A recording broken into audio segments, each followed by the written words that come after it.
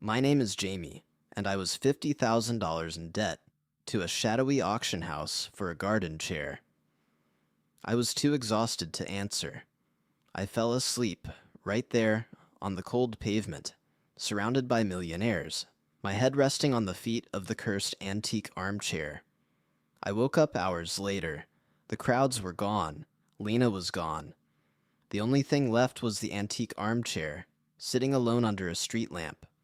Tucked into the cushion was a note written on expensive parchment. The debt is due tomorrow. Sleep well, King Jamie. The auctioneer. I looked up. There was a tiny flashing light on the roof of the bank across the street. Someone had left a brand new, expensive drone sitting right there, but it was only accessible by climbing a slippery, 100-foot flagpole. I had 24 hours of unconscious drone training burned into my brain. I had one day of consciousness to find a drone. Fate, or the curse of my sleep, was giving me this chance. Okay, I whispered to the empty street. I hate heights, I hate physical exertion, and I hate being awake, but I hate debt more. I started running towards the flagpole. It was metal, smooth, and soaking wet from the early morning dew. I could feel the sleep demons crawling on my back. My eyelids felt like lead weights. Jamie, focus, I told myself. Think of Lena. Think of the gnome debt. I started to climb, pulling myself up the slick metal. It was hard. My arms burned immediately. Every 10 feet, the world would blur. I'd have a micro-sleep. During the first micro-sleep, I dreamed I was a tiny hummingbird, zipping around a giant neon flower. I woke up to my hand slipping, sending me crashing down 3 feet. I kept climbing, 50 feet up. My body was shaking so hard, I could hear the flag rope vibrating. I was so tired I started crying, but I knew if I went back down, the debt collectors would have me. Then, the second, more intense micro-sleep hit. This wasn't a quick nap. This was a full-blown, 5-minute deep dive. I dreamed I was flying the drone, but I wasn't controlling it. The drone was controlling me. It was demanding I sing the national anthem. I woke up screaming the words. Oh, say can you see? A light flipped on below me. A window opened in the bank building. Hey, what are you doing up there? Singing at 5 a.m.? A strange voice yelled. I looked down. It was the bank's security guard. But this wasn't just any guard. He was wearing a sequined Elvis jumpsuit under his security jacket, and he was holding a tiny, singing chihuahua. I'm training, I yelled back, desperately trying to sound normal. I'm training for the National Flagpole Singing Competition. The guard, who I decided to call Sparkles, squinted at me. The competition isn't until August. You're early. You should rest. I can't rest. I have a terrible sleeping disorder that only gives me skills I don't want. Sparkles sighed, shaking his head. Trainees these days? No dedication to rest. Well, all right. But if you're going to sing something with soul. He launched into a completely off-key rendition of Hound Dog. I used the terrible noise to motivate me. I climbed the last 30 feet in a blur of pure spite and terror. I grabbed the drone off the roof and slid down the flagpole, ignoring the friction burns on my palms. I landed, gasping. Sparkles, the singing guard, was still yelling the lyrics to Elvis songs. I ran until I couldn't hear him anymore. I found Lena at our apartment complex's dumpster, sorting through old cardboard. She was looking for boxes. Where were you? She demanded, eyes red from lack of sleep. I've been looking for you since the auction. I held up the drone. I stole this. I know how to fly it. I learned in my sleep. Good, she said, nodding grimly. We need to find Mark. He has the gnome and the money. We need the money to pay for the antique debt. Our plan was reckless. Use my 24 hours of drone knowledge to find Mark and get the $20,000 back. This was the only chance to pay off the Dream Anchor chair before the auctioneer ruined us. I was too tired to even look at the controller, so I put my head down on the kitchen table. "Lena, watch me. I'm going to sleep pilot the drone," I instructed her.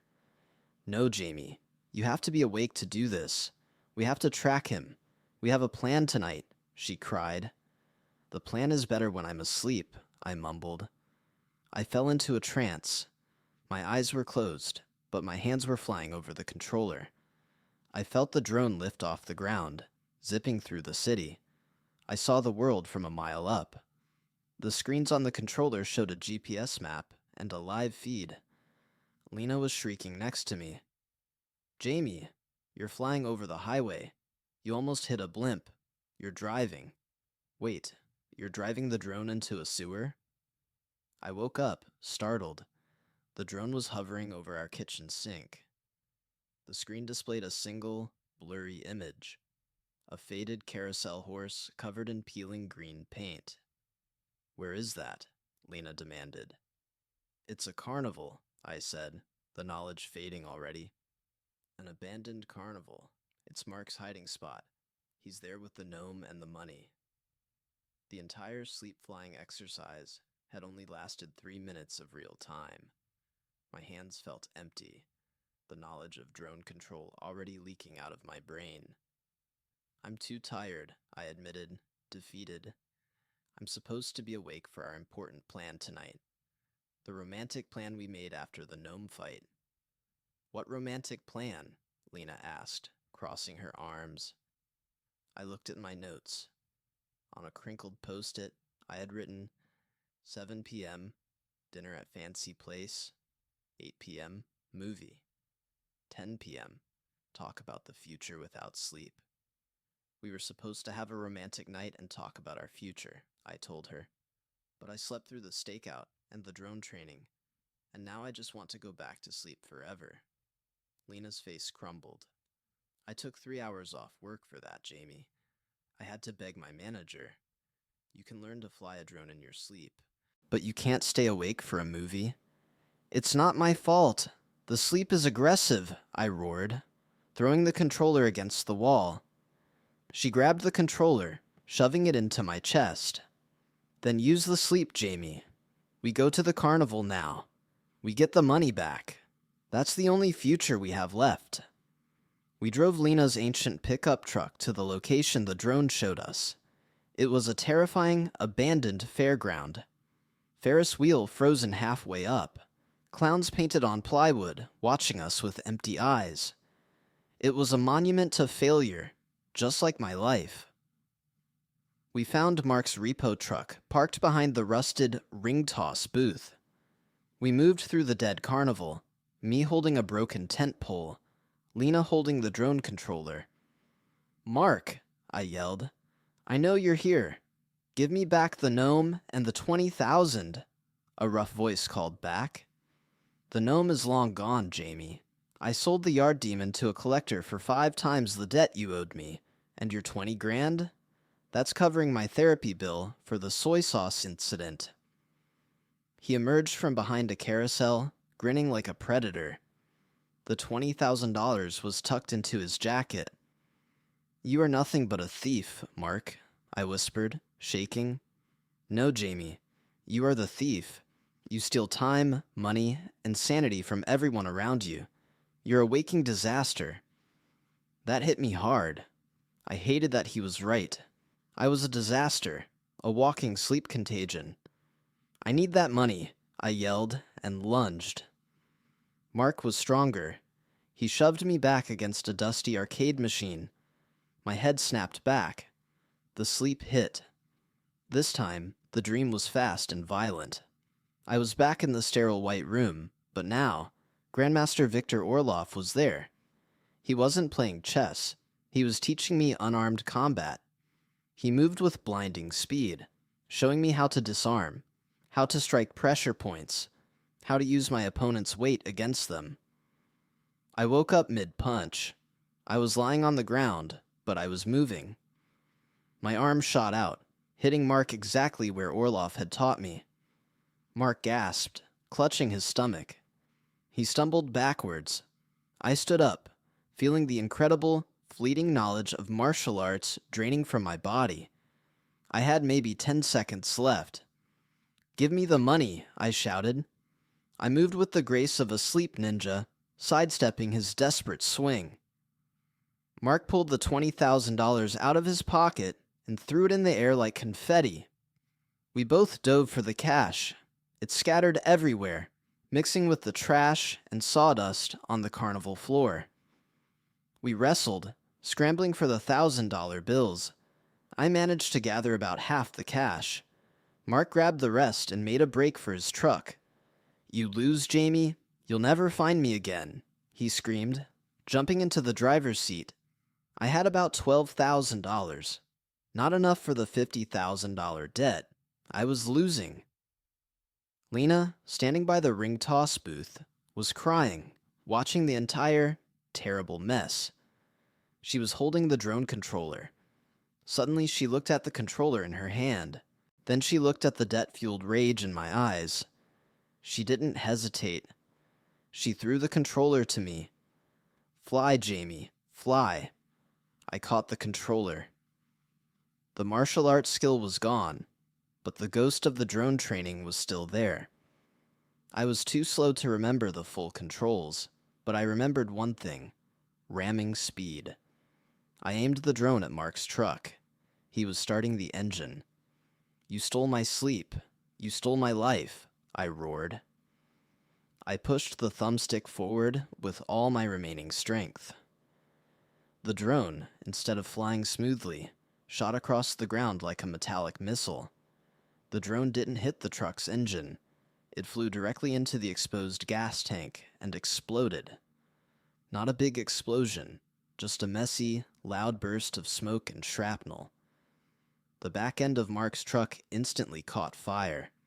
He bailed out, screaming, tripping over the carousel horse. I had destroyed my girlfriend's brother's truck.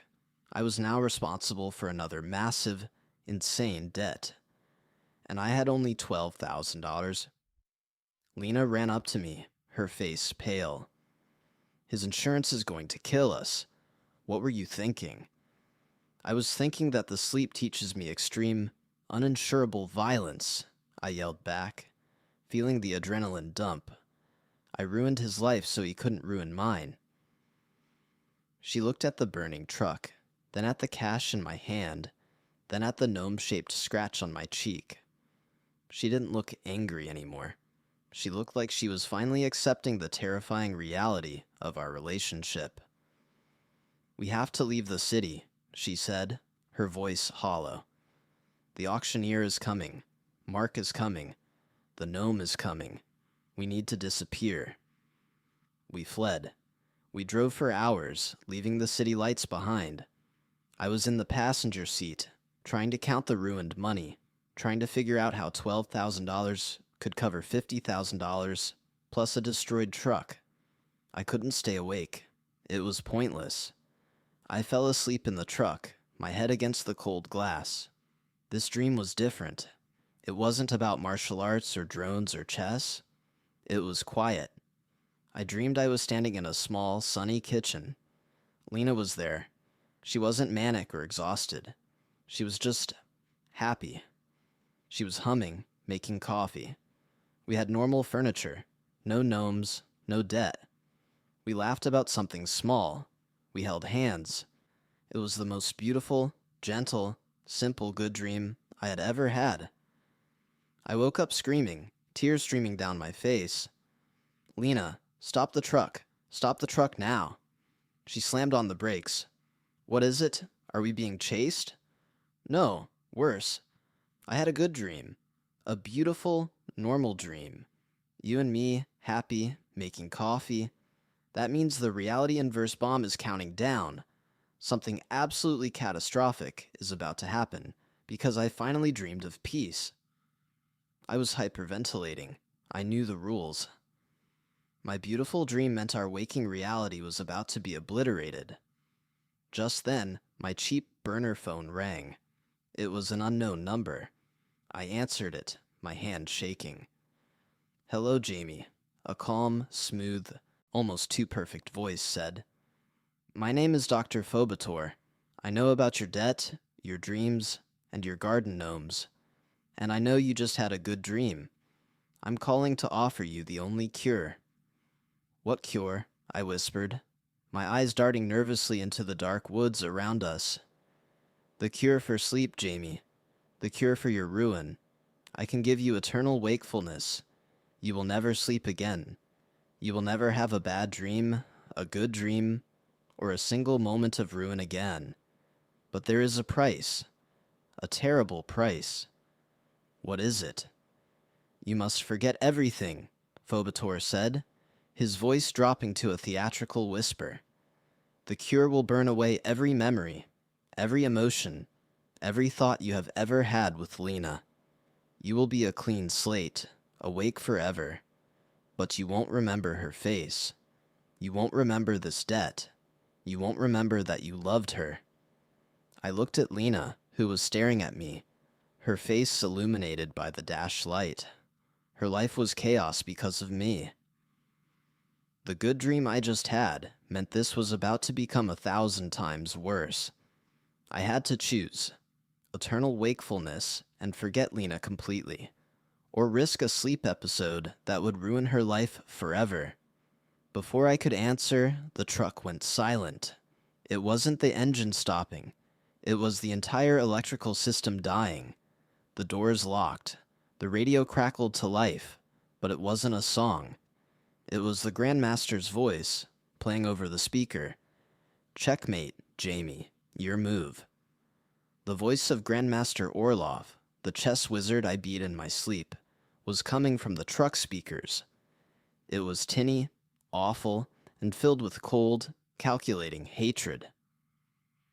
"You thought it was just a game, little dreamer?" Orlov scoffed through the static. "The gnome, the chair, the auction. I own all the pieces. I own the dream anchors. They pull the gifted sleepers like you into my game. And you, Jamie, you had the audacity to beat me, the Grandmaster, in my own sleeping mind." Lena panicked, yanking at the door handle. "He locked us in. Who is he? Is he a wizard?" "He's worse than a wizard, Lena. He's a chess champion with an identity crisis. And he's driving my life into the ditch." I smashed my fist against the window, but the glass held firm. "The rules are simple, Jamie," Orlov continued. "You broke the first rule of my game. Don't embarrass the master. The debt is due, but I'll take a better prize. I'll take your brain. Dr. Phobator is merely a delivery man for me. He offers you eternal wakefulness, which is true, but it's only so I can harvest your unique subconscious without the unpredictable interruptions of your waking idiot self." Lena gasped. "Harvest your subconscious? What does that even mean?" "It means he wants to download my dream skills," I cried. "He wants the cheat codes to life, and the price is for getting you." I looked at the dashboard. No lights, no power. We were trapped in a metal box in the middle of nowhere. My eyes were already drooping. The chaos of the night, the emotional blow of the good dream, and Orlov's voice. It was all dragging me down into the deep sleep. "Don't you dare fall asleep, Jamie. I will slap you awake," Lena screamed, but I was already fighting a losing battle. I remembered the martial arts skill I picked up at the carnival. Not the fighting part, but the focus part. The dream lesson had taught me about pressure and precision. "Give me your keys," I mumbled to Lena. "The lock is electric. The manual override is hidden." She fumbled, handing me the keys. My hands were moving by instinct. I jammed the tip of the key into the plastic molding around the door handle, searching for a tiny specific contact point. I had never done this before, but my dream self had mastered the mechanics of desperate lock-picking. Click. The lock sprung open with a sigh of escaping pressure. I flung the door open and tumbled out onto the gravel road. Lena scrambled out after me. "The clock is ticking, Jamie," Orlov's voice mocked us from the dead truck radio. In 5 minutes, my team arrives for the collection. Your choice: forget the girl and save your mind, or sleep and ruin her life with you. We ran into the dark woods, the sound of an approaching engine echoing behind us. We had 5 minutes to make a choice that would define my ruined existence. What did you tell that, doctor? Lena whispered, tripping over a root. Nothing yet. He offered me a cure, a pill that makes me forget every memory of you, but I never sleep again. I'd be safe, but I wouldn't know why I was safe. Lena stopped, her breath catching. She looked beautiful and tragic under the sliver of moon. Take it, Jamie. For me, for my sanity. I can't live one more day waiting for you to destroy a national monument in your sleep. At least you'll be alive and awake. Her words were a punch to the stomach. She wanted me to erase her. She wanted me to take the cure. My beautiful good dream was already detonating. The ultimate catastrophe was Lena choosing her sanity over my memory. I shook my head violently. No, the good dream means something even worse is coming. If I take the cure, Orlov wins. If he harvests my sleep skills, he'll be unstoppable. We have to fight him. We burst out of the woods and found ourselves on a lonely country highway. But the highway wasn't empty. It was blocked by a single, large, illuminated trailer. Outside, 3 very large men in expensive suits were sitting at a folding table playing poker. Stacks of cash, real money, like I'd only ever dreamed of, were piled high on the table. Hold it right there, one of them growled. Roads closed for a private game. It was another random moment.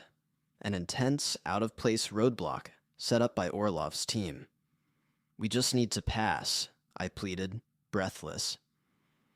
The middleman, who had a face like a grumpy bulldog, smirked. You want to pass, you gotta play. Ante up, one hand, win, and you walk. Lose, and you become collateral for the king of spades. Here. He pointed to a piece of paper taped to the back of the folding chair. It was a picture of me. I looked at the table. The cards were laid out. I knew I couldn't play poker. I hated poker. And then the sleep hit again. This wasn't a deep trance. It was a quick, aggressive flash. I dreamed I was in a Las Vegas casino, not playing poker, but running the entire security system. I was identifying tells, spotting cheats, and calculating odds instantly. I knew exactly how the cards were being dealt. I woke up, my eyes wide. I knew I had 5 seconds of this skill before it vanished. I'll play, I said, stepping up to the table. But I don't have cash. I'll bet the $12,000 I have, plus the antique armchair. The bulldog's eyes lit up. The dream anchor? We've been looking for that. Deal. I sat down. My hands were moving on their own. I wasn't just reading the table. I was feeling the cards, manipulating them with the microscopic precision Orlov had taught me. I felt like a master of deception. I dealt the cards. It was 5-card draw. The bulldog was bluffing, holding a worthless pair. I knew it. I raise you the full 12,000, I said, pushing my pathetic stack of cash forward. The bulldog laughed. You're all in, kid? You're betting your freedom on 2 pairs? I'm betting my freedom on a straight flush, I said calmly. I flipped my cards. It wasn't a straight flush. It was a royal flush. I had cheated, manipulated the deck, and won. I had never been more awake and terrified in my life. The bulldog stared at the cards, then at me. Impossible. You cheat. I don't cheat, I gasped, the knowledge of card manipulation already draining away, leaving me dizzy and nauseous. I just sleep better. We grabbed the cash pile, almost $40,000, and ran like hell, leaving the 3 stunned poker players to fight over the ruined game. Now we had enough money to cover the chair and Mark's truck, maybe. As we sprinted down the highway, Dr. Fobator's voice came back on my burner phone, smooth and urgent. Jamie, congratulations on the win. A fine display of subconscious synergy. But Orlov is finished playing games. He's coming for the source of your gift. He's coming to the Dream Anchor facility. If you want the cure, meet me there now. I can protect you from his harvest. He gave me the address. It was miles away, deep in the countryside. We have to go, I told Lena. We have the money, but if Orlov gets my brain, it won't matter. And what about the cure, Jamie? Lena demanded, running alongside me. Are you taking it? Are you going to forget me? I don't know, I screamed into the night sky. My good dream meant something terrible was going to happen. Maybe the terrible thing is forgetting you. Or maybe it's not forgetting you, and letting my sleep ruin you completely. We'll decide when we get there. We stole a delivery van, left idling by a 24-hour convenience store. Another thing I'd apparently learned how to do in a fleeting nap. We drove for an hour toward the address Fobator had given me. It led us to a massive, derelict factory complex that looked like it hadn't been used since the 1950s. The sign above the gate, half rusted away, read, "The Somnus Center for Applied Psychology." "This is it," Lena whispered, pulling the van to a stop. "The place where sleep meets science." We crept through the fence. The air inside the compound was cold and heavy. We found the main entrance, a huge steel door that was slightly ajar. Inside, it was a maze of dimly lit corridors and huge, silent machinery. The smell of dust and old dreams was everywhere. "Dr. Fobator," I called out, my voice swallowed by the echoes. A sound came from the end of the hall. Not Fobator. It was the scraping of metal on concrete. And then I saw him. Grandmaster Victor Orlov. He was standing next to the antique armchair, which was now sitting on a pedestal in the center of the factory floor. He wasn't wearing an expensive suit. He was wearing black leather, and his eyes were glowing with furious energy.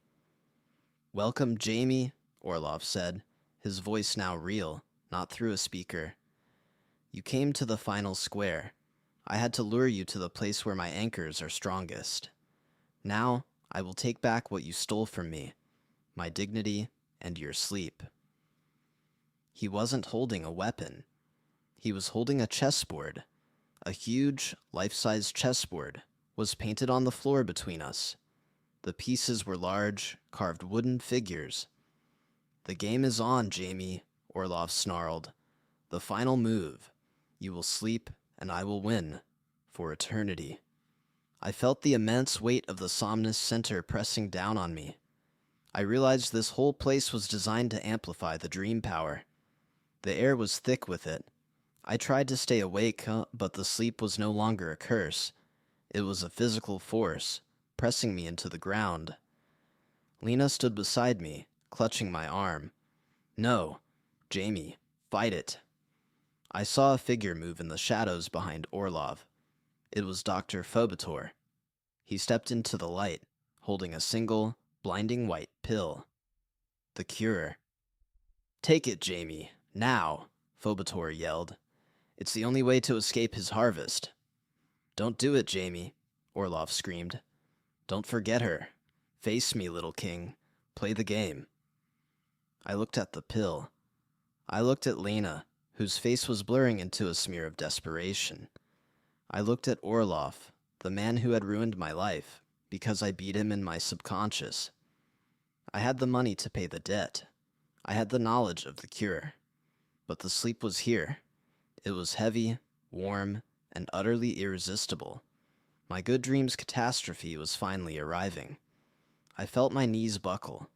I reached out for the pill, for Lena, for anything to hold on to. I missed. I hit the floor. My eyes closed. I was asleep. I wasn't in a white room. I wasn't in a kitchen. I was standing in the middle of the giant chessboard. I was one of the carved wooden pieces. I was the king. Orlov was standing opposite me, a towering figure in the dream space. He grinned, lifting one of his enormous pawn pieces. "My move, Jamie," he said. "The king is trapped." I was locked in the ultimate sleep trap, paralyzed on the board. The good dream had fully inverted, trapping me in my worst nightmare. I looked down at my hand. It was no longer wood. I was holding the white pill. I had brought the cure into the dream world, but if I took it here, would I erase myself or just the dream? I had 1 second before Orlov made his move. I didn't hesitate. I shoved the pill into my mouth and swallowed it dry. The world shattered. It felt like 10,000 years of data downloaded into my skull at once, accompanied by the shriek of ripping silk. The chessboard, Orlov's gigantic figure, the king piece I was trapped in, everything fractured into a million, glittering pixels of light and noise. The dream was breaking. Orlov roared, a sound of absolute primal rage. "No, you fool. You cannot cure a dream." "Maybe I can't," I yelled back, my voice echoing in the collapsing void. "But I can turn it into a good dream." The pill hadn't cured my sleep disorder, of course. Phobator was a liar, but the pill was real. It was a potent, cognitive stimulant, designed to stop the body from ever entering REM sleep. Taking it in the dream world didn't erase my memories of Lena. Instead, it supercharged the final, brief moments of my deepest sleep state. I was granted a terrifying, hyper-lucid wakefulness inside the dream. I wasn't the king on the board anymore. I was Jamie, razor sharp, with all the chaotic skills I had ever acquired in my sleep flooding back at full strength. Drone piloting, martial arts, card counting, chess mastery, flagpole climbing, and even the off-key soul of Sparkles' Elvis. "The king is never trapped, Orlov," I shouted, sprinting across the rapidly dissolving chessboard. "The king can move 1 square in any direction, and I choose to move to martial arts." I launched myself at the Grandmaster's dream figure. He was a giant, but I moved with the precision of the sleep ninja Orlov had accidentally created. I vaulted over a rook piece, using its carved head as a springboard. I hit Orlov's massive knee with a calculated strike to the pressure point. The giant figure roared and crumpled. "The game is over, Grandmaster," I yelled. "I don't play chess, I play chaos." The dream world finally collapsed. I woke up on the dusty concrete floor of the Somnus Center facility, gasping, sweat-soaked, but wide, unnaturally awake. The pill was working, but not as Phobator intended. I was alert, focused, and humming with electrical energy. The fatigue was gone, replaced by a hyper-caffeinated clarity. Lena was standing over me, terrified, staring at a scene of utter confusion. Dr. Phobator was scrambling away toward the exit, a panicked rat in a laboratory. Grandmaster Orlov, the real, waking man, was doubled over, clutching his knee, exactly where I had struck him in the dream. He broke my leg," Orlov whimpered, staring at me with stunned horror. "That's checkmate, Grandmaster," I said, rising to my feet. "And for the record, the flagpole singing competition is in August, not February, you amateur." The Sparkles knowledge was still floating around in my brain. Orlov's eyes narrowed. "You woke up. It's impossible. The anchor field was at maximum." "My sleep is aggressive, Orlov. It fights back." Phobator, halfway out the door, yelled back, "I told you, you idiot. The pill gives wakefulness. It just didn't erase his memories. He still has the skills." Lena grabbed the sack of cash we had won from the poker players, almost $40,000, and shoved it into my hands. "We have to go. They'll send more." I looked at the beautiful antique chair, the dream anchor, sitting on its pedestal. It was the source of all my debt, all my chaos, and all my power. "No," I said. "We end this now."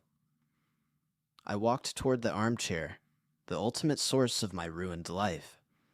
I took the $40,000 we had acquired, minus the $12,000 that technically belonged to the poker players, leaving me with $28,000. I dropped the cash at the base of the pedestal, the bills fluttering onto the dusty concrete. "That's for the debt on the chair, Orlov," I stated, my voice dangerously calm. "The rest is coming from my future winnings." Orlov stared at the money. "You think money solves this, dreamer? I don't care about the cash. I care about the power. I want your brain." "Then you're not getting it," I said. I picked up the heavy, ornate, antique armchair, the very thing that started this madness, and hurled it through the massive, dirty factory window. It smashed through the glass with an apocalyptic crash, landing somewhere in the abandoned parking lot outside. The minute the dream anchor was broken, the energy in the room vanished. Orlov went from glowing with furious energy to looking like a pathetic, aging man with a bad knee. The heavy atmosphere lifted. "It's over, Orlov," I said. "I'm awake, and I'm not playing your game anymore." We turned and walked away, past the whimpering Grandmaster and the escaping Dr. Phobator. We drove for days, leaving the Somnus Center far behind. I was eternally awake. The pill hadn't erased Lena, but it had successfully stopped me from sleeping. I was alert, focused, and permanently on the razor's edge of cognitive capacity. I never slept again. I was constantly, overwhelmingly present. The world was too bright, too loud, too real. I could hold 10 conversations at once. I could calculate the trajectory of a falling feather. I was a genius, but I was also a machine, devoid of the natural, peaceful rhythm of life. I looked at Lena across the cracked dashboard of the stolen van. She was exhausted. She was sleeping peacefully, her head resting on her hand. I was cured of the sleep that ruined my life. I was free of the chaos. I had achieved the permanent wakefulness she had wanted for me. But watching her sleep, I realized the terrible truth. The good dream hadn't meant catastrophe was coming. It had meant that peace was possible, and I had traded it for a prison of clarity. The cure wasn't eternal wakefulness. The cure was forgetting Lena. I had refused that trade, but by taking the pill, I had made myself incapable of ever sharing the simple, human peace of rest with her again. I gently reached out and touched her face. She was warm and soft. I could see every tiny vein, every hair, every flaw. I knew her with the devastating clarity I never had before.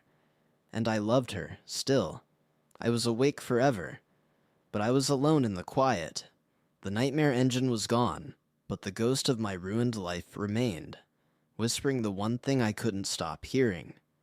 "You are the one who is awake, Jamie, but you are the only one who is still asleep." I kept driving, toward a horizon that never ended, forever staring at the woman I loved, knowing I would never dream of her again.